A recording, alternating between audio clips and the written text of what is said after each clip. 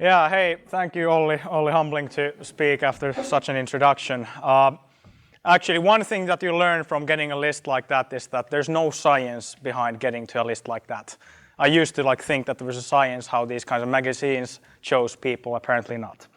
But I'm really delighted to be here today. This is a very dear place for me. I've spent somewhere around 4 to 5 years of my life in this very building doing very different things. So that's why I'm always happy to come here.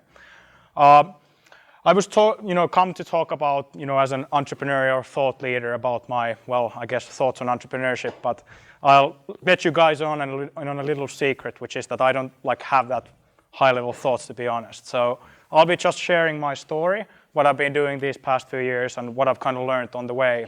And I hope you guys can pick up something from that. You can ask questions at any point. So just shout something if you have something to ask. And at the end, if you guys still feel like, I didn't tell enough, you can, of course, ping me then. But for me, my journey pretty much starts in fall 2009, which was when I started my studies at Aalto University. So is there any first-year students here? Technically, I'm still a first-year student, so. So that was when I started my studies at Aalto University. I started on the business school side, although Aalto was kind of a dream on the map at that point. So people were talking about Aalto, but it wasn't certain if it would come to be.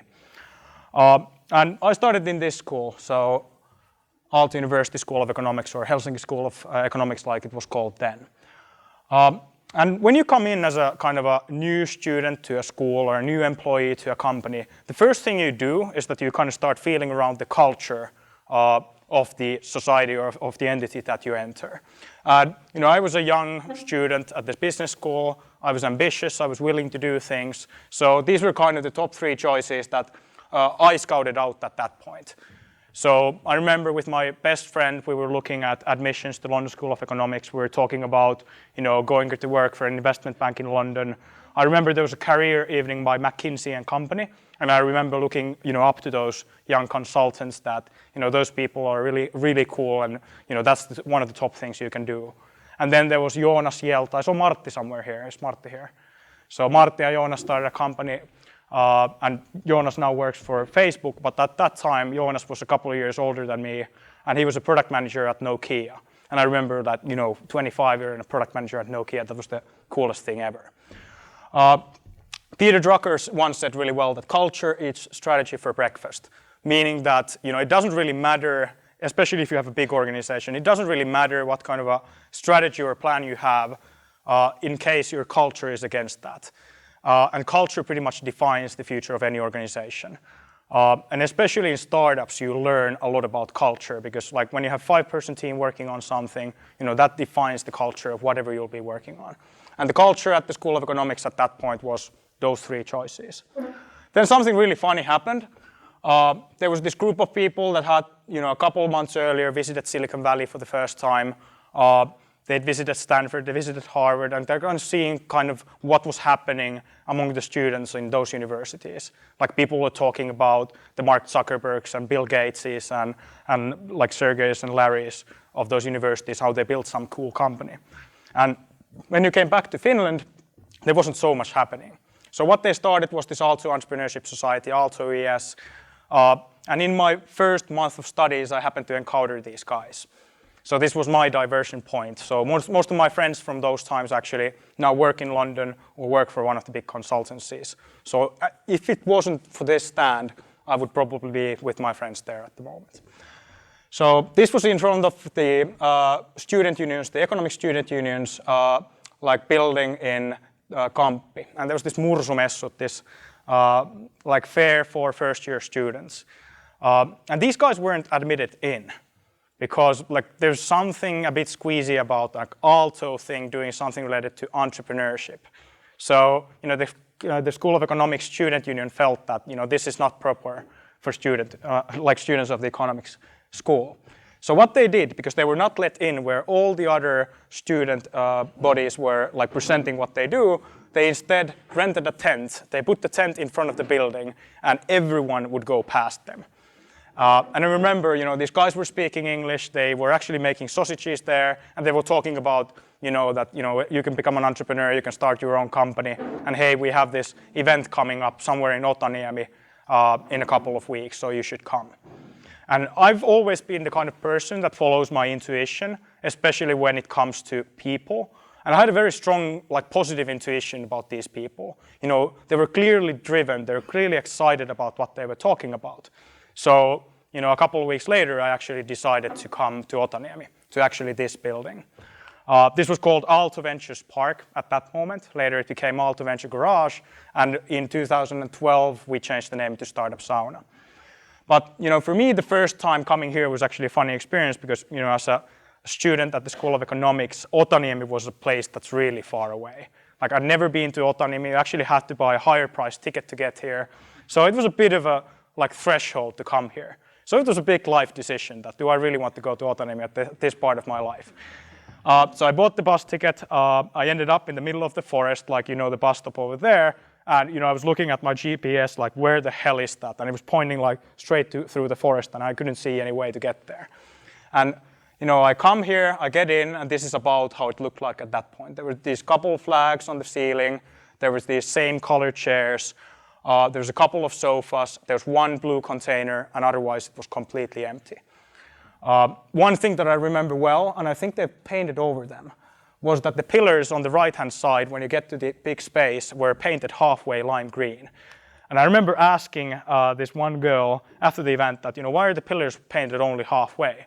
And the girl was like, yeah, we didn't have any ladders, so we painted as far as we could, and then we moved on to do new things. And I kind of fell in love with the kind of culture that was here already in the very beginning, which was this very rough, let's just get shit done type of mentality. Paint those, okay, we can't go higher, okay, let's do something else. So whatever it was always about doing things. And that day, it was Morten Mikkos that was kind of telling his story, how he, as a student here, went on to do things like building MySQL as CEO and ending up selling that to Silicon Valley and becoming this kind of very successful serial entrepreneur. And it's funnily enough, for my personal culture, that is today the culture of Slush and today the culture of Wolt in many ways, many of the things actually came from this man and actually root back to this one event in 2009. One thing he said was that you have to shoot for the stars, and even if you don't reach the stars, you might land on the moon. So it's okay to be overly ambitious. It's okay to say that you want to build the biggest company in the world or do the best thing in the world. And it's okay if you don't get there.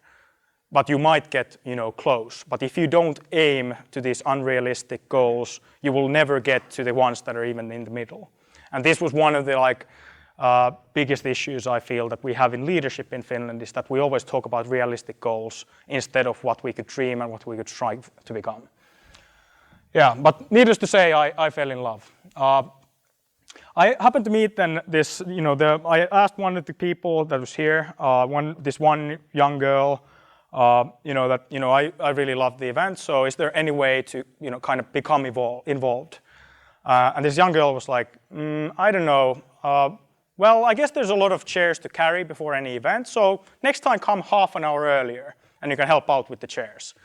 And that girl was Linda Liukas. She's been doing amazing things since raising 400,000 euros for a children's book about coding.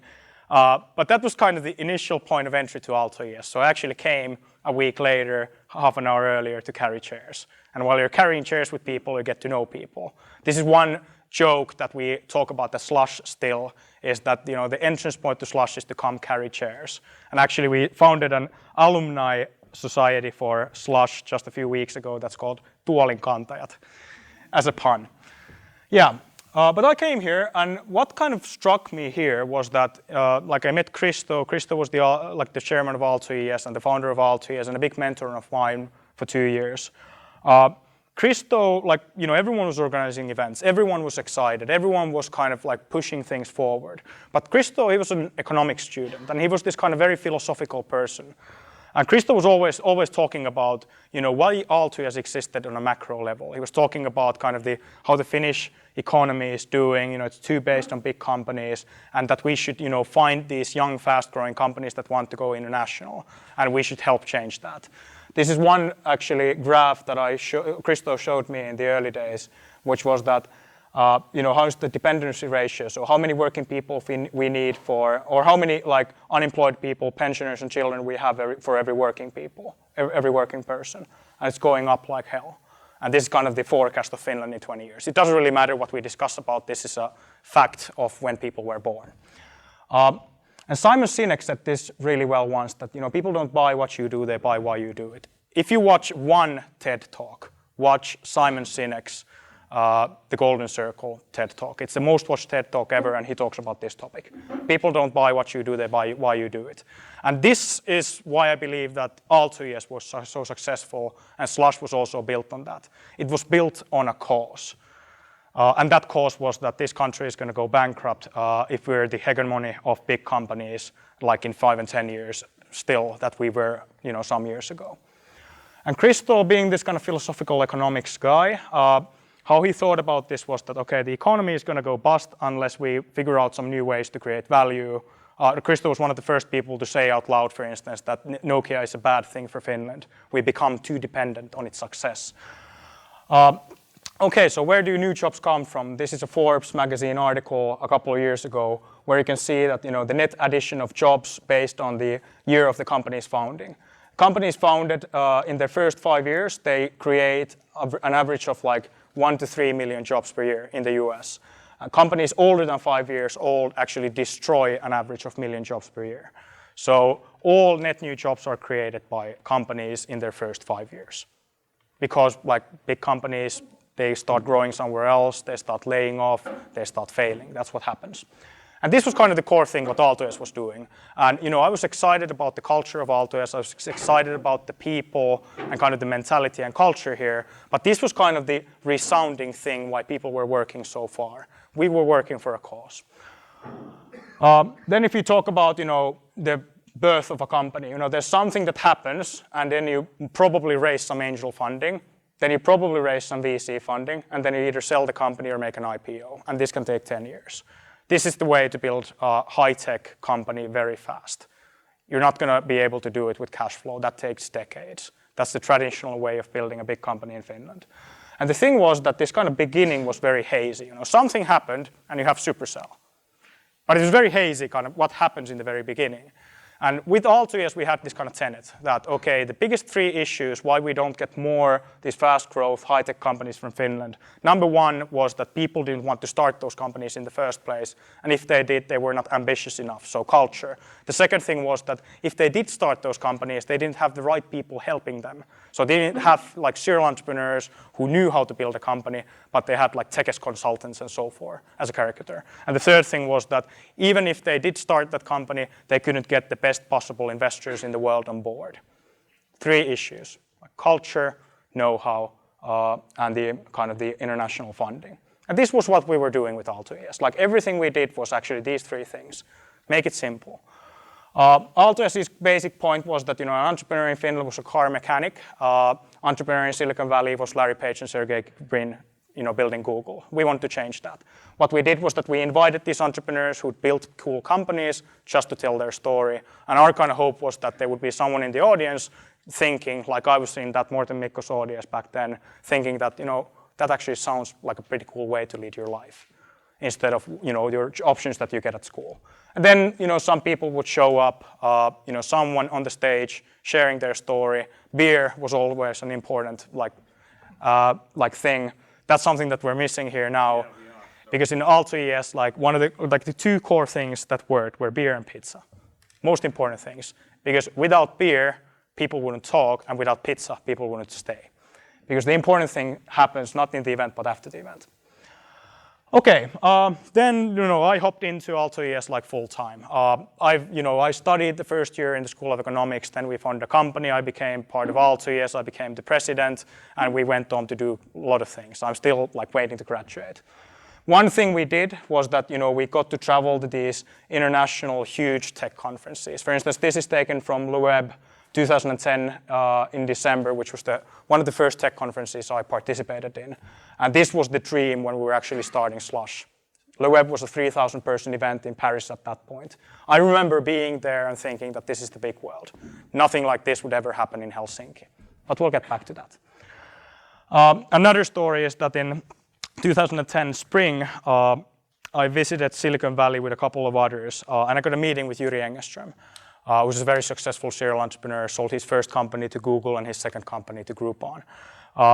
And we were late at night, sitting till 2 a.m., and I needed to get a car, and Jyri was like, I'll take care of it. And he got me a car. He said, okay, now your car is waiting for you on the outside. He opens the door. It's a really nice car. These cream-colored leather benches, a guy in a suit, really nice car, not a taxi.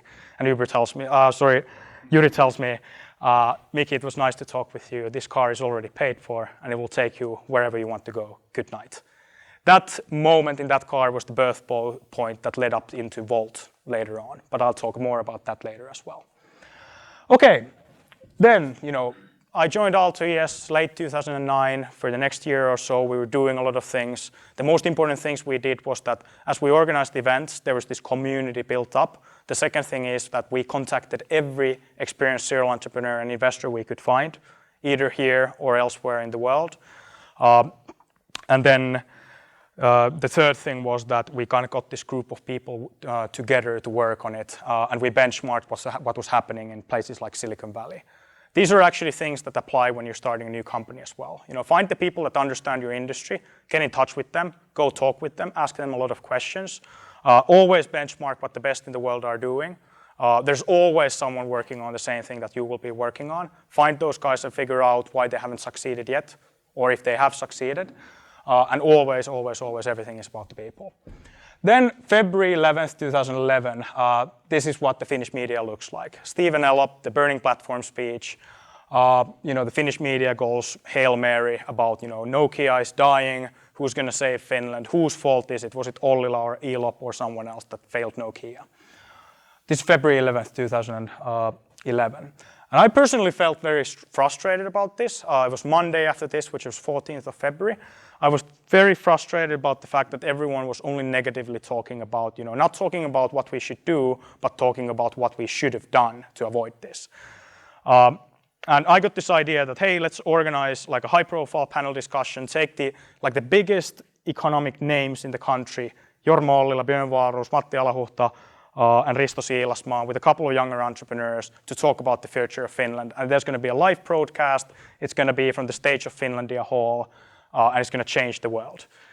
This was the pitch of Suomi hyvinvoinnin jälkeen. Of course, we'd never done anything in Finlandia Hall. We didn't know any single one of these guys I just mentioned. We'd never talked with a single media. So we were pretty much over our head. But funnily enough, when you start doing things, they become surprisingly viable. In the end, we had a 1,700 person event, no live broadcast, but we did have a lot of broadcast on the Finnish media. And then we had everyone except Matti Alahuhta and a couple of younger entrepreneurs there, together. And that took 5 weeks, and this happened. It was called Suomi hyvinvoinnin jälkeen. This was kind of the eclipse moment for Aalto ES. This was the moment that it wasn't an underground movement in this hall anymore, but it became kind of a more national thing. So Kuukausiliite wrote a 4-page story, Image wrote a 4-page story about Aalto ES. And this is the moment when Slush was actually born. For our team. It was a week later after this event. We'd done the biggest event in the history of Aalto ES. Everyone was talking about. Everyone in the university knew that this had happened. We had 10,000 people watching our live stream and all these media things coming up from that. And our original tenet with Aalto ES was that we want to change the culture, and we kind of felt that anything we do after that seems meaningless. Because we did this kind of big thing that a lot changed the culture at that point. That Jorma Ollila was sitting next to Vili Miettinen and Petteri Koponen on a stage. The entrepreneurs were lifted up. And this, I met with Muafak Ahmed. Has anyone of you actually met him? Yeah, so Muafak, another very philosophical guy. Many entrepreneurs are very philosophical, I find. He's a guy who built a company called, which is called Wall Street Systems today. They grew it to 300 people and they sold it to the US. And I met him for coffee 1 week after this Suomi hyvinvoinnin jälkeen. And I asked him, what should we do next? How can we help, create a better tech ecosystem here in Helsinki and here in the Nordics? And it was this one cafeteria in Boulevard called Wayne's Coffee. And Muafak is this really philosophical guy, so he starts talking like, yeah, the biggest issue in Finland is that everyone is doing things for 5 million people, for the people around them. And people are not in the mindset that your competition is a company in New York and a company in Shanghai, and your ambition should be to get Anderson Horowitz to invest in your company and Wall Street Journal to cover that. But the mindset is that you start a company, you're happy if Kauppalehti covers that, you're happy if you get the biggest VC fund, which is a really small fund in Finland to invest, and you go in your third year of operations, you expand by going to Tallinn. And this is the biggest issue we have in Finland. And Muafak was kind of like saying that, okay, we would need to get the best possible companies and investors here, so the mindset and the competitive landscape would change. To do that, the best companies of 5 million people is not going to be enough. So what if we took the best companies from the Nordic countries, Baltic countries, and Eastern Europe? That's around 200 million people. And if we got those companies together, and we would invite the investors here, there would be a critical mass, and it would be worthwhile for everyone. So let's organize an international tech and investor conference in Helsinki. And I was like, that's the next thing we do. Of course, at that point, as 20-year-old economics student, I didn't know a single investor, to be honest. But it seemed like a good thing to do. And I actually drew this slide there some weeks after that event. This was the strategy of Startup Sauna for the longest of times. This was the original 2-year vision of Slush, actually. It was pictured in this. I really suck at making PowerPoints, but I really rocked those arrows, like how they curve. It took a long time. These events are actually the events we organized in 2011 and 2012 spring. So we kind of figured that, okay, we go to every one of these cities, we try to meet all the tech companies, and we invite them to Helsinki. And then we're going to organize an event around that. And then, funnily enough, I'm the kind of person that when I get an idea, I start talking to everyone about it. That's efficient for 2 reasons. Reason number 1, if it's completely idiotic, you will probably figure it out pretty early on if you ask everyone about it. Reason number 2, if you talk about it to many people, you might find that 95% are like, that's a stupid idea. But those 5% that agree might become your co-founders, your investors, or key people for you when you're building the company. And that's what happened with Slush as well. This guy that has a bit of an early boldness, can someone guess who it is? Peter Westerbakke, yes, that's right. So funnily enough, Peter Westerbakke was actually one of those people giving out sausages in front of the Kauppis student union place in 2009 when I was there. And I happened to meet up with Peter in this completely random event. He was a speaker there. Angry Birds was a thing with 5 million downloads at that point. And I started just excitedly explain to Peter that, hey, Aalto is going to organize this international tech and investor conference in Helsinki, and we're going to bring all the top guys from Silicon Valley here. And Peter is, he's a guy who's also a very excited guy. So he, I'm not sure if he listened to me at all, but he started excitedly talk about that. Yeah, we have this thing called Slush that we've been doing for a couple of years. That's this 300-person event. This is the first Slush in Korjaamo. Back in 2008. And hey, this Angry Birds thing is going pretty well, so if you guys want to have Slush, you can take it so you don't have to start all the way from the start. And I absolutely fell in love with the idea of Slush. So this is Half Moon Bay in California. I remember being TechCrunch Disrupt in San Francisco. The founder of GoPro is on the stage, having built a $1 billion company, and he's explaining that, yeah, my previous company, that these camera clocks went bankrupt. Apparently wasn't a great idea. And he had a couple of $100,000 of debt into his name. And what he did was that he took his surfing board and he went 1 hour south from San Francisco to Half Moon Bay to surf. And while he was surfing, he got a really cool wave and he managed that, and he was like, I really, it's a real shame that I didn't have a camera with me.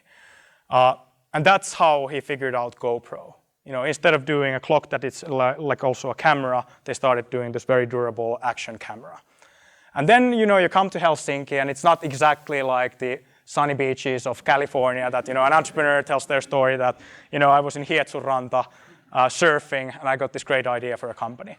So that's not where our best things come from. Most of the stories actually start with, I was locked in my apartment because it was too cold to go outside, and I figured out something. That's how Linux started and the gaming scene started and everything. And that was the idea of Slush.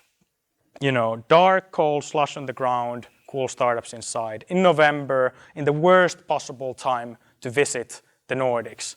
There's not beautiful snow. It's not like late fall. It's this squishy, slushy, wet thing that gets your feet wet and really sucks, and everyone hates it. And that's Slush. Slush means Loska in Finnish. And I really fell in love with that idea. If I hadn't met with Peter, we would have organized Nordic Investor Conference or something. And that's my 2 cents into branding, like how we ended up branding Startup Sauna as Startup Sauna, Wolt into as Wolt, is that it's more difficult to start a non-descriptive name. So it's so easy to start a company that has a very descriptive name about what you do. But once you have established kind of that people know that this stands for something, that brand becomes very strong. It's more difficult to build, but it's a lot stronger. So I would say that in the first few years, it was a disadvantage that the Slush was called Slush, but in the later years, it has become such an advantage because it stands out in the international scene. But I really fell in love with the idea of Slush, and we took it over from Peter and the guys. This was the Slush 2011 website with 246 Facebook likes. This was made by another first-year student at Kauppis who had never designed a website in his life, or anything else for that matter. But as you can see, it says, Slush is the leading startup conference in Northern Europe. The event brings together the best startups in the Nordic region, top VCs from Europe and Silicon Valley, angel investors, and tech industry professionals. So the vision was already there. We figured out this website before we had a single investor, a single speaker, a simple attendee, and we hadn't organized it once. That's one thing I learned doing Suomi Hyvinvoinnin jälkeen, was that when you put out this ambitious goal, even though you have no idea how to do it, that ambitious goal is going to help you get the right people on board to actually make it happen. So ambitious goals are great. And then, like Morten said this also in 2011, don't worry, be crappy. When you start something new, it's not going to be perfect from day one. Don't be a Finnish perfectionist and try to build something perfect from moment one, because then you're never going to launch. Then you're never going to figure out what really works and what doesn't. So don't worry, be crappy. As Slush 2011, it was a crappy event. 1,500 people showed up. It was a 2-day event with a full program, 27 speakers, 4 investors who you can see there on the stage, 4 international investors. The rest were probably Finnish. Maybe there's one Swede that was studying in Helsinki that also ended up there, but that's about it. But there was a cool vibe. Someone said that Slush 2011 was kind of like the Woodstock. Nothing worked, but everything was still awesome. And people were saying about Slush 2011 that it felt like, there's something happening here. People were excited, people were talking about their companies, and people were talking in English about, building new things. And it was not a thing that you could take for granted at that moment. Yeah, we had I found this photo later on. So Ilkka and the guys actually announced, officially launched their first game. That was the first of famous game that they killed from Supercell. The Rovio guys told that, yeah, we've hit 100 million downloads or something, which was Rovio was the big star of the day. And we were generally really excited about that. Slush 2011 was just another thing that we'd done. We didn't really realize what it could become, but we were so excited about it. So I remember talking with Atte, who was my co-organizer at the time for 4 years actually. I remember talking with Atte that, hey, we should probably do this again. But it was a hobby at that point. Then 2012 spring, I didn't really know what I wanted to do with my life. With Aalto ES, we had done all these events, 200-300 events during the year. We started Summer of Startups, we started Startup Sauna, and the space was branded into Startup Sauna. And we were doing all these things, the first Slush, everything. And I remember that, my presidency ended and I felt like, I have to go back to school or I have to do something. And I didn't felt like going back to school. One thing that I can say about starting a company, do not start a company so that you're like, I don't have anything else to do, I should start a company. That's probably the crappiest way to start a company. The best way to start a company is that you're doing something else and gradually it takes over your time. That's at least what I've seen in the very idea phase. So what I did was that I actually half by accident ended up working at Supercell. Ilkka was here in January, who's the CEO. He'd helped us out build Slush in 2011, invite a couple of people. No one had heard of Supercell at that time. It was this gaming company that just raised 10 million, 30 people strong. And Ilkka was here for an event, and I happened to talk with him after the event. And I told Ilkka that I don't know what I should do with next. I don't feel like going back to school. And Ilkka was like, hey, you should come to Supercell. And the next day I visited Ilkka at Supercell, and the next week's Monday I started there. Supercell is still the place that I benchmark in my mind when we were building like the culture of Slush and the team of Slush. And for instance, the whole meeting structure, how all the teams and everything is set up in Wolt is actually influenced a lot by Supercell. That's one thing, that one of the best ways to start a company is to go work for one that's a bit farther ahead, because you figure out a lot of things a lot faster when you have something in mind to strive for. So I joined Supercell in 2012, January. I was there for 7 months. Towards the end of it, we were building Slush at the same time, and eventually I had to decide between staying at Supercell or staying at Slush. And I figured that Supercell is going to be well off even if I'm not there, but Slush is not. So I left. At the time, there were 4 games that Supercell was working on. One was called Magic. Nowadays it's called Clash of Clans. The other one was called Soil. That's Heyday. Then there was Gunshine. That was killed. And Battle Buddies. That was killed. And there was a couple of other games that were killed as well. And what Supercell taught me was the meaning of building a great culture, a meaning of building a great recruiting organization. Like, although Ilkka knew me very well, I was interviewed by 8 people, including half of the founders of the company before I joined Supercell. I remember, the night before I was supposed to come to Supercell, Ilkka sent me at 10 o'clock this huge package of information about the gaming industry. And he was like, yeah, Miki, see you tomorrow at 8 a.m. So here's a bit of stuff for you to read and figure out. And I'm reading those stuff till 3 a.m. And the next morning I'm like, design a game of your own. And explain why this game is so successful on Facebook and so forth. So the meaning of recruiting. Like, one thing I've learned about recruiting is that it's only half that what you find out about that person that you're about to recruit, and the other half is like showing that person that we take people joining our company very seriously, and also committing people in your organization to the new person. So it was really cool to join Supercell once 1/3 of the company had interviewed me to get in. So that's a good way to do recruiting. Okay, then summer 2012. We did a lot of things. We started Startup Foundation, that's the legal entity behind Slushies and everything. Sauli Niinistö wrote the papers for that. It was a big thing in getting that up. I will not go any deeper into that. It's a story of its own. But that kind of led us to Slush 2012.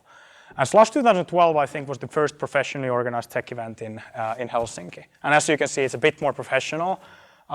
Now we were not saying that we're the leading startup event anymore. That's a bit down. But we had a cool photo showing that, okay, this is not just Finland, which was very difficult at that time. Slush 2012, it was a 3,500 person event. It was probably the worst Slush we've organized. The growing pains were so high.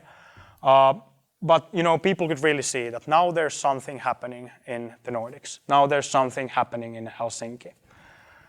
Jyrki Katainen, this is a funny story. In Israel 2010, the Prime Minister of Israel was opening a tech event, and all the Finns were like, the Finnish Prime Minister would never do something like this because the government doesn't understand at all the importance of the tech scene. Then, we invited him. We asked him why he hadn't come before to any tech event. He was like, no one invited me. And then I remember talking with this one Swede in 2012 who was like, you have things so well here in Finland. The Swedish Prime Minister would never come to a tech event. So many things are more impossible than they seem. So there's usually a way to figure out almost anything. Then one happy accident that happened. This is the meeting area of Slush 2012. With Atte, we had this one really crappy area that was around 200 square meters big. That was empty. It was on the second floor of the cable factory. It was in the far corner. It was really difficult to communicate that there would be something there. And I remember walking in this space with Atte a couple of days before the event, and it's empty. And we hadn't planned anything there, although the event was so fully packed. And I remember thinking that, some volunteer had said the day before that, previous year's investors, one feedback point they said was that, it would be cool to have this really private kind of meeting area where you could just meet with companies. And I was like, we have this empty space, it's really crappy, so no one's going to come here. So let's, get some sofas and, make a meeting area. And there was 10 meeting spots there. But what ended up happening was actually that we had one person from the team who's actually an associate at Reactor Ventures today, Rudy. Rudy was this 20-year-old student also. He was here in front of this place and he was kind of hustling. The investors figured out the meeting area, so only the investors would come there. And Rudy was hustling that, hey, we don't have any space, but in 20 minutes that's going to be free. Let's get you some coffee in the meantime. I was doing this customer service thing. This was the start of the whole investor side of Slush. Everything started with that one accidental crappy investor area. Like last year, there were over 200 meeting spots, a whole matchmaking system built for that, 3,000 meetings set up through that matchmaking system built by Slush, and we tracked over 400 million euros worth of investments from companies having met investors in these areas. So that's one of the most important things, that listen to your customers. Like in Wolt, we obsess about what people say about the product. Although I have to say we haven't heard a new thing in like a year or something. We've heard them so many times from people, what we should be building. But listen to people, gather a lot of feedback. Like love your first customers, love your first users. Like William Wolfram, who's the founder of DealDash, he calls one of their US customers every day. Every day he makes a call to the US, calling usually a 50 to 60-year-old like elderly woman about how do you use DealDash, how do you like it, how could we make it better. Love your customers.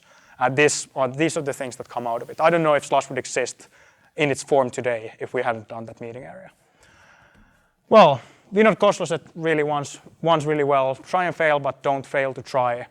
That was the theme for Slush 2013. We outgrew the space we were at. You know, people were saying that Slush 2012 was too overcrowded. It was a 3,500 person event in a space that could take 2,500 people. And then, you know, we were organizing Slush 2013. We started already in January, and we couldn't find a bigger space. We couldn't find a bigger space because, like, big spaces for up to 5,000 people, they're not booked within the year. They're booked over yearly. And I remember we had the same space, the cable factory, and we were like, we have to be able to take Slush forward. We can't be constrained by the fact that, you know, the event space is too small. And this is one of the things that I love about the culture of Slush. So once we had agreed that this is the only space where we can organize it, these were our constraints. We figured that, okay, we want to make Slush a 5,000 person event, but the space can only take comfortably 2,500 people. So how do we do this? And we just came up with these crazy ideas. Let's rent a Silja Line cruiser, because the cable factory is next to the sea and there's this cable boat parking spot like behind it. The second thing was that let's build a roof to the inner courtyard of the cable factory. And the third thing was that let's get someone to build this huge building in the backyard between this ship and the cable factory that we're going to get. We got to the board of Silja Line with the ship. Silja Serenade was already pre-booked that we could get it. Then I had the most cynical Silja Line technical professional explain to me why you don't park a 150-meter ship in November into the front of cable factory. Instead, we have 3 smaller boats. The backyard building, we contacted every building company in Finland that, hey, could you build this 2,000 square meter building for 2 days and then take it apart? And they pretty much said that you guys are crazy, it doesn't make any sense. But we got a custom-made tent that was one economic disaster, keep warm, instead. Half of the investors that came from Silicon Valley got a flu because it was so windy in the tent. And then the inner courtyard, we have all the drawings and budgets for roof to the inner courtyard of the cable factory, but Museovirasto didn't think it was a good idea. So it would ruin the space. So instead, we have the only tent that's 15.6 meters wide in the whole world in the cable factory. And that became Slush 2013, which was a 7,000 person event in a space where the biggest event ever held was Slush 2012. That's the inner courtyard tent. And you can see a bit of the mood of the event then. So that's one of the things. If you are constrained by reality, you never figure out ways to make something big really fast. Like it's when you're building something new, and this we saw with Wolt as well, there's so much regulation, there's so many things that obstruct you from doing that you just have to figure out a way to make it happen. Like people who are too constrained by reality make crappy entrepreneurs, especially if you have to grow something at a very fast pace.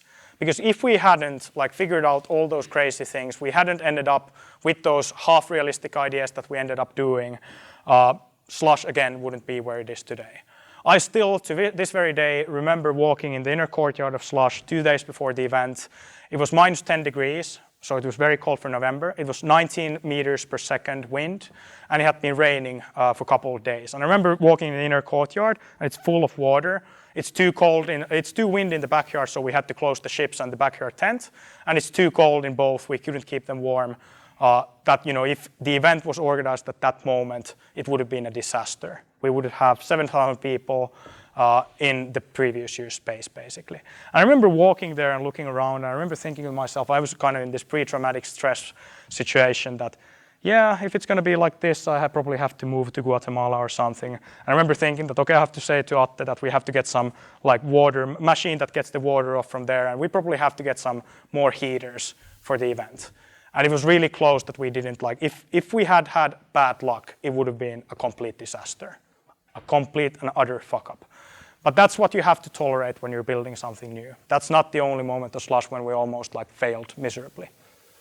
2013, we got the president of Estonia and the Estonian companies and Spotify and the Swedish companies. Swedish companies are more difficult to get to Finland than Silicon Valley investors, by the way. And then vice premier, one of the prime ministers of Russia, or the vice prime ministers of Russia, in the weirdest meeting spot ever. One of the tenets of Slush is that do things differently. So we rented these 3 boats in the backyard. This is one of the cabins of one of the boats. Arkady Dvorkovich was attending the mission, the event on the behalf of Russian Federation. The next 2 years, he couldn't attend because of the situation between West and East. So he came as a private individual. So he's come to Slush 3 times now, 2 times when he wasn't invited and he couldn't come as a minister, but he came for fun because he wanted to be here. That's pretty cool, I think. So that's when you build something that's not just how it should be, but you're thinking about how it could be. How can we make an event that's not just great in content, but we can make an event that even these top investors from Silicon Valley and these top government officials from Russia are going to think is cool. Yeah, and that's another story. Taizo's on. We did a 4,000 person event in Tokyo with him last spring. Now it's going to be 10,000 people in Tokyo, Slush Asia. Taizo was telling me a year ago in Tokyo that I remember sitting in this cabin in the boat having a meeting, and then I'm looking out from the window and these naked men are jumping into the sea because one of the boats was a sauna ferry. Yeah, so that's how you build something people remember. Only those who risk going too far can possibly know how far one can go, and that's Slush 2014, I will not talk about too much, but 71 events around the globe. We just went everywhere and we talked about what we do in Helsinki because that we felt was the best way to build the kind of the international side of the event. The first step of taking a company international is buying flight tickets. It's not more difficult than that. I hate in Finland when people talk about we are going international and we have all these plans and everything set up. Buy flight tickets and go there. Once you're there, you start figuring things out. And then once you start figuring things out, you can probably recruit people there, and that's how it starts. Yeah, but that was Slush 2014, which was my last Slush as CEO. So we did a thing in Times Square, we did the thing in Asia, and then the main event itself was 15,000 people, and a kind of a dream come true for myself. So for me, we were always doing the same thing. Since 2011, we were doing the same thing. In 2014, it was the first year that was actually reality. All those other years were just practicing for that. Yeah. This is the people of Slush in my last year, some of the 2,200 people we had organizing it. Culture in Slush is the most important thing the whole event has because we have so many volunteers that change over year that you have to have a very strong culture about what you are about so that you're able to sustain that kind of turnover of people. For instance, people in Finland say that we have a crappy service culture here. Finns are not good in customer service. In Slush, we ask a lot of feedback.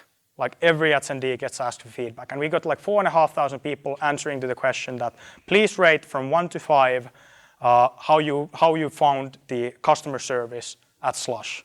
Can you guess what was the average? 4.7 out of 5. In the land of the crappiest customer service in the world. That's culture. We Finns tell ourselves that we suck at customer service. Okay, we didn't suck. We at Slush, we never told ourselves that we suck in this, so we don't suck. Culture is important. And this was my team. Always look at the people around you. Whatever I've done, you have to go to hell and back when you're building something new. It sounds fun when you're explaining it on the stage that, hey, this is how things went. But when you're in the middle of it and you're afraid that we'll go bankrupt and you're afraid that we're going to fail and you don't know if you're doing the right things, it's not really fun. So at that moment, the most important thing is looking around you and seeing are there other people that are as committed as yourself to doing this thing. And you can fail or succeed with those people. Yeah, this is my personal dream for Slush. This is my why for Slush. Ilkka said this once when we were talking, this was already in 2010. There's no reason why Google couldn't have been founded in Helsinki. There's really no reason, thanks to the internet. This is the dream of Slush. In 20 years, there's going to be a great company like Google, and the founder was at Slush, like one of these years. That's my personal dream for Slush, at least. Okay, fall 2014. At the same time, I'm running Slush, and at the same time, I know that I don't want to do this longer. You know, I'm not a professional event organizer. I've loved building things, and I felt that it's time for me to build something new again. I was telling you guys about the Uber experience. That was already in 2010 spring when I started thinking about, you know, that internet and mobile internet in specific is going to have impact on our life that we don't even understand yet. That was kind of the moment when I started thinking about what a world that was designed with the internet in everyone's pockets, what it would look like. It was a very long thought process for me. Uber was the first moment because that was the first moment I kind of understood this idea that a mobile phone could be kind of a real life remote controller for the world around you. And eventually it's going to get there. And eventually then as the next step it might break down so you have a device for everything. And that started with kind of that one Uber ride. And it was like, it changed my thinking of the internet basically. Because before that, internet and especially mobile internet for me was games, communication, and media. Yeah, this is one of my favorite charts if you're starting a company. It shows how the average American spends their paycheck. So the average American makes $50,000 in spends $50,000 like a year, and then you can see how it breaks down. Housing, biggest consumer market in the world, 35% of what we spend, or the average American spends, is spent on living. Then the second biggest market, transportation, 17.6%, i.e. moving. The third biggest market, eating. Everyone eats like a couple of times a day, and then everything else is there. And then you see like entertainment, which is around 4%. That's where the whole gaming industry, whole music industry, whole movie industry, everything is. And you're gonna go, when you look at this, you can start thinking about, you know, if the world was designed today, how would each of these activities look like? And that was kind of the founding idea of Wolt as well. We started thinking of how a world where your mobile phone is a remote controller for the world around you could look like. You know, payment happens somewhere in the background, you have a great user experience, and you literally press a button and something happens in the world around you. And we started building that. Then there's a couple of mega trends that I think are interesting. This is the percentage of e-commerce sales from retail sales in the US. If you haven't read, I warmly recommend Kleiner Perkins KPCB Internet Trends 2015 report. They release it every year, Mary Meeker. It's like 150 slides of the status of the internet. The best report you can read every year. It comes out, I think, in May or something. These are a couple of slides from there. So around 10% in the US in retail is currently built on in e-commerce, basically. The question is that how much is that figure going to be in 10, 20, 30, 40, 50 years? And I think it's going to be very high, and we don't even understand that. Then talking about e-commerce as an industry, it is assumed that Alibaba will become bigger than Walmart in gross sales this year. Imagine that. So e-commerce is a huge thing, and then through mobile internet, e-commerce is redefined. I mean, we're the biggest restaurant in Finland currently with Wolt. It took us half a year to get there. So I don't think people really even understand how big these industries will become. Then there's the most cliche thing ever, you know, as you have internet, you don't have to do things traditionally anymore. Uber doesn't have to own the cars, Facebook doesn't have to produce content, Alibaba doesn't have to have storages where they store items, and Airbnb doesn't have to own like property. Then another trend above internet is the mobile internet. This is how the average adult in the US spends time. Here you can see, this is the year Angry Birds was released. This is the year Clash of Clans and Heyday were released. There's a mega trend, which is that people are spending way too much time on their mobile phone. And then millennials, so what the 20-year-old people of today do today is what the society will look like in 20 to 30 years. In the next 5 years, I believe everything will be done on mobile devices. 60% agree. Okay, so that's how we got started. We have 6 co-founders. Happy to talk about the size of the founding team if you have any questions related to that. All I can say that it's difficult to have many co-founders. You have to know each other really well. We took a big founding team because we wanted to have a team that can execute the product, so we don't need to hire anyone at the start. Wolt's first employee was hired 6 months after founding the company. So that's one of the strong things about building a bigger team. We're a pure product company. Out of our 6 co-founders, Juhani and myself, we're the only non-technical co-founders, and I'm a pretty product-oriented guy myself. So we're always been very strong on the product side. Elias was the first Apple Design Award winner in the Nordics. Lauri and Oskari have founded 2 companies together. Mika, he's been doing professional UX design for 15 years or something. So although everyone is really young, we wanted to build a team that can really execute something world-class. Wolt, we're active currently in Helsinki, Turku, and Tampere. Now we're opening up the first international cities. We hired our 50th person actually last week, so it's been quite a growth from our 6 people a bit over a year ago. I will not go into more detail about what we do, but it's been a fun ride so forth. 100,000 users at the moment, very focused on the product, and now we're working on the first 4 international markets. We are competing in kind of what we call the race to how people eat in the future. 14% of the GDP is spent on eating. That is not a digital market. I personally believe that it will be like Axel Partners. I was meeting one of their partners, and he said that Axel's view is that in 10 years, food will overtake travel as the biggest e-commerce industry in the world. So that's what we're doing. 6 co-founders, 450 restaurants in 3 cities, 50 employees, around 300 couriers, 100,000 registered users, and serving 10,000 dishes a week and growing very fast. And that's our team. That's my story. That's what brings me here. I've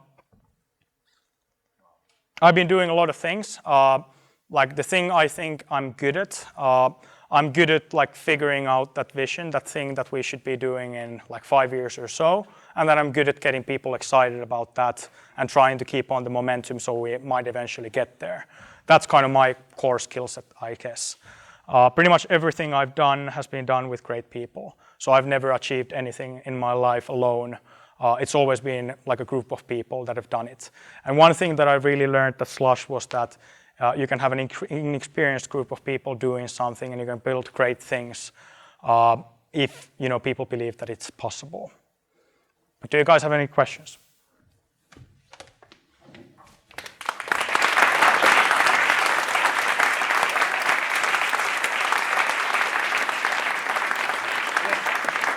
Let's take it again. Miki Kuusi.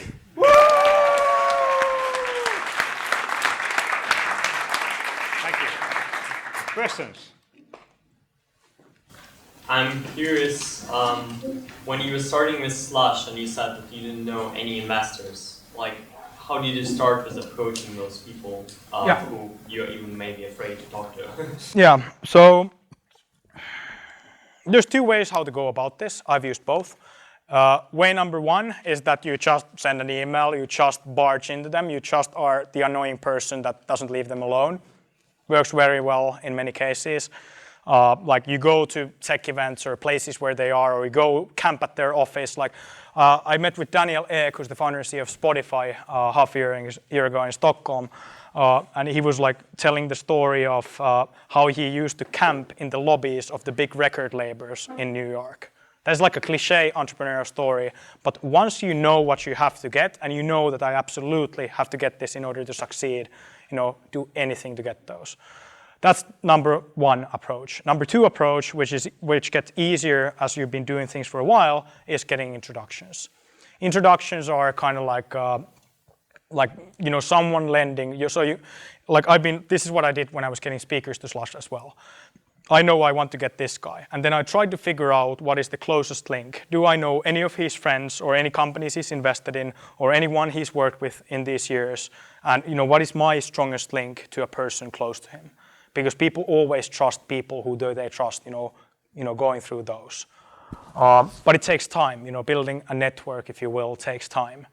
The easiest way to build a network of investors is do something like we did. We were doing Slush, in a sense, they were our customers and they were interested in what we do. And we got to work with them over the years. So it's been like easier for me to raise funding because I've worked with these guys for many years and they've kind of seen what I've been doing. So I've been building my track record. This is one important thing that I think that not so many people like comprehend is that if you're an entrepreneur, it's a lifelong thing. Every company that you build is based on the previous companies you did. Tesla it wouldn't have been possible, I dare say, if Elon Musk hadn't already founded PayPal, made a lot of money there, met all those people there, everything. So, I usually, sometimes you see these 17-year-old entrepreneurs who have this crazy idea that they want to change the whole world, and it's almost like the hippie movement, like reborn. But the reality is that to make a huge impact, it's actually, those companies are very often founded by people who are serial entrepreneurs. So, it's a lifelong thing. That's all I can say. Start earlier, it's better. I would like to ask you, from where did you get your knowledge? Because especially you are not studying, you are not planning to.